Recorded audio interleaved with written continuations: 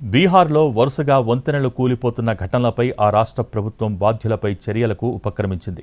శుక్రవారం 16 మంది ఇంజనీర్లపై సస్పెన్షన్ వేటు వేసింది. విచారణ కమిటీ తన నివేదికను జలవనరుల శాఖకు అప్పగించడంతో సంబంధిత ఇంజనీర్స్పై చర్యలు తీసుకున్నారు. నిర్లక్ష్యం, పర్యవేక్షణ లేకపోవడం కారణంగానే వంతెనలు కూలిపోతున్నట్టు విచారణలో తేలింది. జలవనరుల శాఖ అధికారులు ఈ విషయాన్ని తెలియజేశారు. కమిటీ నివేదిక ఆధారంగానే ఇంజనీర్లపై చర్యలు తీసుకున్నట్టు చెప్పారు. సస్పెన్షన్కు గురైన వారిలో 4 ఎగ్జిక్యూటివ్ ఇంజనీర్లు ఉన్నారు. మరోవైపు కూలిన బ్రిడ్జీల స్థానంలో కొత్త వాటిని నిర్మించాలని ప్రభుత్వం ఆదేశించింది. అయితే బీహార్లో గత 17 రోజుల వ్యవధిలో 12 వంతెనలు కూలిపోవడం చర్చనీయాంశంగా మారింది. దీనికి కేంద్ర మంత్రి, బీహార్ మాజీ ముఖ్యమంత్రి జితన్ రామ్ మాంఝీ ఇచ్చిన వివరణ నివ్వెరపరుస్తోంది.